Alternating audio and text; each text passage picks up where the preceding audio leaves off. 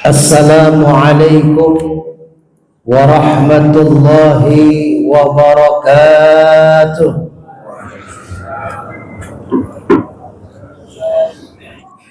Hadirin sidang Jumat rahimakumullah.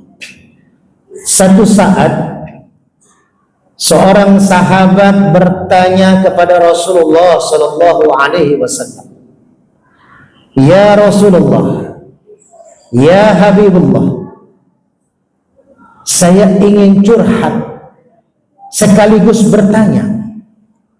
Kata Rasul, "Apa yang kau curhatkan dan apa yang kau tanyakan?" "Saya punya banyak salah dan dosa terhadap orang tua saya ya Rasul.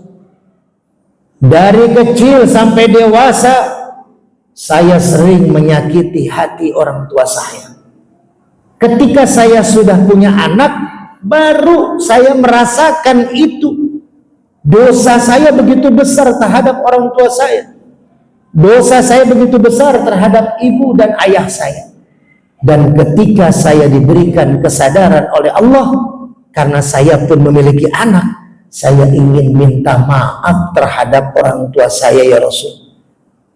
Tapi bilalahnya orang tua saya sudah meninggal dunia. Ya Rasul, apakah saya bisa meminta maaf terhadap orang tua saya?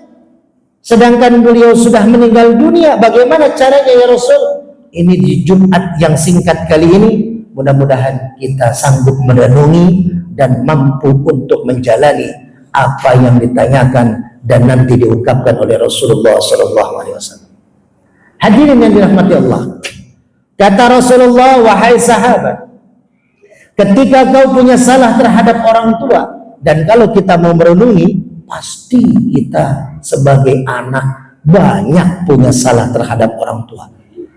9 bulan kita di kandungan ibu kita, lalu 2 tahun kita disusui ibu kita, lalu orang tua kita, ayah kita banting tulang cari nafkah, kepala jadi kaki, kaki jadi kepala, untuk kebahagiaan anak-anaknya. Mulai besar sedikit melawanlah anak terhadap orang tua, bahkan na'udzubillah summa na'udzubillah berani membentak orang tua. Banyak salah kita terhadap orang tua kita. Maka bagaimana cara menebusnya? Yang pertama kata Rasul, kalau kita punya salah tapi keburu orang tua kita sudah tidak ada, maka yang pertama fastaghfiru, perbanyak istighfar, berdoa untuk orang tua kita. Bapak-bapak hadirin yang dirahmati Allah, ada satu ulama besar, yaitu Imam Ahmad bin Hanbal, atau lebih dikenal dengan julukan Imam Hambali. Imam Hambali ini muridnya Imam Asy-Syafi'i, imam yang banyak dianut oleh kita, wabil khusus di Indonesia, untuk menjalankan ibadah kita. Imam Ahmad bin Hanbal sangat menghormati Imam Asy-Syafi'i. Satu saat Imam Ahmad bin Hanbal bermimpi diperintahkan oleh Allah untuk hijrah dari Baghdad ke Busra. Tempat tinggalnya di Baghdad, disuruh ke Busra. Petunjuknya seperti itu. Imam Ahmad bin Hanbal ini ulama besar yang bukan hanya dikenal di Baghdad, tapi orang-orang Busra pun mengenal siapa ulama besar Imam Ahmad bin Hanbal. Akhirnya apa yang terjadi? Imam Ahmad bin Hanbal berjalan kaki dari Baghdad ke Busra. Sampainya di kota Busra, Imam Ahmad bin Hanbal kelelahan. Lalu tidurlah Imam Ahmad di satu masjid, tapi dilarang oleh marbot masjid. Disuruh keluar Imam Ahmad bin Hanbal, tidak boleh. Naum fi hadzal masjid. Jangan tidur di masjid. Lalu ketika itu Imam Ahmad bin Hanbal keluar ke teras, mau istirahat di teras masjid, pun tidak boleh oleh marbotnya. Ini marbotnya digerakkan hatinya oleh Allah. Karena ada hikmah yang dapat kita petik dengan kisah Imam Ahmad bin Hanbal ini. Lalu ketika Imam Ahmad sedang berdebat atau dilarang untuk tinggal masjid, datanglah lewatlah seorang penjual kue keliling malam-malam, lalu melihat kejadian itu, lalu menghampiri bertanya, ada apa ini? Ini ada musafir pengen tidur di masjid tapi kami larang. Lalu akhirnya penjual kue itu mengajak Imam Ahmad bin Hanbal tidur di rumahnya, nginep di rumahnya. Si pedagang kue tidak tahu ini imam besar, tapi si penjual kue, si marbot masjid tahu bahwasanya Imam Ahmad bin Hanbal adalah ulama besar. Tapi tidak seperti sekarang, tidak ada medsos, tidak ada Facebook, tidak ada Instagram, tidak bisa kita lihat, oh ulama besar ini wajahnya seperti ini. Tidak ada yang tahu wajahnya seperti apa Imam Ahmad bin Hanbal, tapi namanya sangat terkenal. Tinggallah, tidurlah malam itu Imam Ahmad bin Hanbal di rumah penjual kue yang amat sangat sederhana. Tapi ketika Imam Ahmad bin Hanbal merasakan luar biasa kehangatan keluarga besar penjual kue, dia seperti bahagia, dia seperti tidak merasa kekurangan dengan kesederhanaannya. Besok paginya Imam Ahmad bertanya kepada penjual kue, maaf Pak, saya mau tanya, kira-kira amalan apa yang Bapak jalani? Kok Bapak terlihat luar biasa? Rumah tangga Bapak sakinah, mawaddah, warohmah, anak-anak Bapak soleh, soleha. Usaha Bapak, mohon maaf, usaha kecil-kecilan, cuma dagang kue keliling. Tapi Bapak kelihatannya bahagia sekali. Apa kata si penjual kue? Saya lebih dari 40 tahun sudah mengamalkan membaca istighfar. Baca istighfar setiap ba'da sholat saya dawamkan. Bahkan Rasulullah yang sudah diampuni oleh Allah dosanya masa lalu, saat ini dan akan datang, itu sudah dimaafkan, tapi tetap minimal 100 kali baca istighfar dalam satu hari. Maka si penjual kue ini 40 tahun mendawamkan istighfar, mohon ampun kepada Allah. Astaghfirullahaladzim, astaghfirullahaladzim, astaghfirullahaladzim. Apa yang dikatakan penjual kue? Semua yang diinginkannya dikabulkan oleh Allah. Semua yang dicita-citakannya diberi oleh Allah. Semua yang dimimpikannya menjadi kenyataan. Hanya satu saja yang belum dijawab dan tidak dijawab oleh Allah, kata si penjual kue. Apa? Kata Imam Ahmad bin Hanbal, apa yang belum dijawab? Semua sudah diberikan oleh Allah dengan istighfar saya, kata penjual kue. Yang belum dijawab oleh Allah, saya ingin bertemu dengan Imam Ahmad bin Hanbal. Dia tidak tahu yang di hadapannya, dia tidak tahu yang nginep di rumahnya, dia tidak tahu yang makan bersamanya adalah ulama yang diinginkannya untuk bertemu, yaitu Imam Ahmad bin Hanbal. Hadirin yang dirahmati Allah, ternyata istighfar bukan hanya sekedar kita minta maaf dan minta ampun kepada Allah, tapi sebagai tanda kita bersyukur kepada Allah. Maka kalau kita sayang terhadap orang tua kita, perbanyak doa, perbanyak istighfar untuk orang tua kita. Yang kedua, kalau kita punya orang tua, kita punya salah terhadap orang tua, lalu orang tua sudah meninggal dunia, maka apa yang kita lakukan? Falyatasaddaq, sedekah kita untuk orang tua kita. Tadi sebelum naik khotib ke mimbar, pengurus DKI Masjid keliling menawarkan kita untuk bersedekah. Inilah sedekah yang dianjurkan oleh Rasulullah SAW. Sedekah itu ada dua, ada sedekah tsabitah, ada sedekah jariyah. Sedekah tsabitah ketika ba'da Jumatan pengurus DKI Masjid ada yang memberikan makanan nasi kotak, maka ketika dimakan tuh nasi kotak, maka itu pahala buat yang memberikan makanan. Makanan habis, selesai, pahalanya habis. Lalu ada juga orang yang bersedekah menitipkan ke masjid 1 juta. Lalu oleh DKI Masjid dibelikan sejadah, dibelikan mic.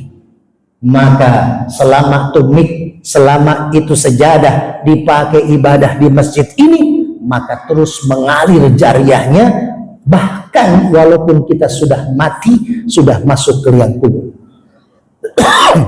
Hadirin yang dirahmati Allah, kekuatan sedekah luar biasa.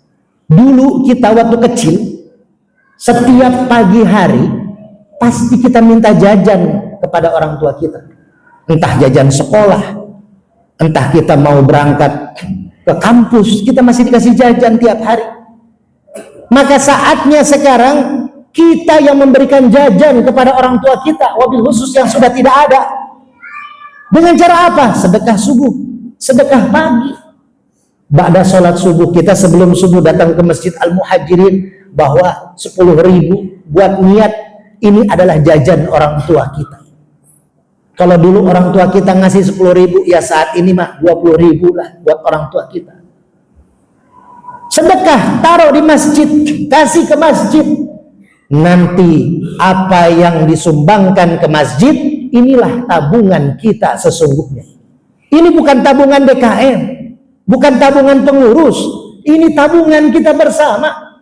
Ini yang akan menjadikan jembatan kita ila siratal mustaqim. Jembatan kita nanti di siratal mustaqim. Kita akan punya bangunan megah di surga nanti dengan investasi akhirat kita melalui wasilah Masjid Al-Muhajir. Hadirin yang dirahmati Allah. Dan yang terakhir, kalau kita punya salah dan dosa terhadap orang tua kita, maka falayasil silaturahim. Sambung silaturahim dengan kerabat orang tua kita. Sambung silaturahim dengan teman orang tua kita. Orang tua kita punya adik, berarti dia paman kita. Orang tua kita punya kakak, berarti uwa kita. Maka orang-orang yang mampu menjaga silaturahim terhadap kerabat orang tua kita, maka berarti dia menyayangi orang tuanya yang sudah tidak ada. Dan silaturahim ini luar biasa, hadirin. Saya mengalaminya. Tanggal 15 Desember hari Ahad 2024, saya mau berangkat kajian subuh di Masjid Nur Ma'inah Cilodong. Lalu saya ditabrak motor gerobak, kaki saya patah 3. Kata terapisnya, mungkin 2 tahun lebih baru bisa berjalan. Tapi dengan silaturahim saya sebelum saya kecelakaan, tiap hari saya keliling masjid. Sebagai ketua bidang dakwah Forum Ulama Kota Depok, saya keliling masjid, berdakwah, bersyiar. Kadang kita terapi hikmah. Dan alhamdulillah, ketika saya kecelakaan, saya dirawat 21 hari di Cikeas, 1.000 orang lebih di Kota Depok, 100 masjid, bahkan ulama datang menjenguk. Bahkan Profesor Dr. Kiai Dimyati Badruzaman mendoakan khusus dari Mekah, WA ke saya malam-malam. Dengan apa? Sampai ada seorang pengurus MUI di Depok bertanya, Kiai, apa rahasianya? Kok Kiai saya lihat di YouTube Guru Hikmah Official itu ketika kecelakaan yang datang ribuan orang di Kota Depok, DKM, ulama, pejabat datang mendoakan, bahkan sampai dengan hari ini 10 bulan masih berdatangan orang menjenguk. Apa rahasianya? Rahasianya silaturahim. Ketika kita sudah menebar silaturahim, orang akan mengenal. Wa'tasimu bihablillahi jami'a wa la tafarraqu. Bersatu padulah dalam agama Allah dan jangan bercerai-berai. Saat ini banyak orang-orang yang mengatasnamakan agama tapi memecah belah umat. Yuk silaturahim kita jaga, hadirin yang dirahmati Allah. Dengan silaturahim ada doa di sana. Dan alhamdulillah dari bulan Juni, 6 bulan setelah saya tidak bisa ngapa-ngapain, Allah berikan kekuatan untuk terus berdakwah tiap Jumat, bahkan ke puncak Masjid At-Thohir, kita keliling Jakarta, Depok untuk bisa berdakwah sampai dengan hari ini. Kekuatan yang Allah berikan adalah kekuatan doa silaturahim. Yuk sambung silaturahim dengan kerabat orang tua kita, dengan sahabat-sahabat orang tua kita. Hadirin yang dirahmati Allah, dengan 3 hikmah ini, ketika kita merasa menjadi orang tua sulit sekali mendidik anak, Yuk kita flashback, kita renungi. Mungkin kita punya salah dan dosa terhadap orang tua kita. Maka kalau kita pengen punya anak yang soleh dan solehah, yuk tanamkan. Pertama, banyak doa untuk orang tua kita, wabil khusus yang sudah tidak ada. Yang kedua, bersedekahlah untuk orang tua kita. Dan yang ketiga, sambung silaturahim dengan kerabat dan sahabat orang tua kita. Mudah-mudahan kita menjadi anak-anak yang soleh, dan mudah-mudahan kita menjadi orang tua yang soleh, dan anak-anak kita menjadi anak-anak yang soleh dan solehah. 8 hamil istri. Kalau kuasa Allah, baru saya